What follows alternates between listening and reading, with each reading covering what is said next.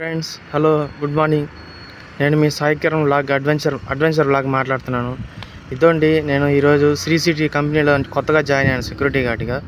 చూడండి, ఇక్కడ శ్రీ సిటీ ఇక్కడ ఉంది కంపెనీ అండి. కొత్త కంపెనీ, సెక్యూరిటీ గార్డ్గా జాయిన్ అయ్యాను. ఇది లోపలండి, ఎలా ఉంది చూడండి. కొత్త కంపెనీలో జాయిన్ అయ్యాను శ్రీ సిటీలో.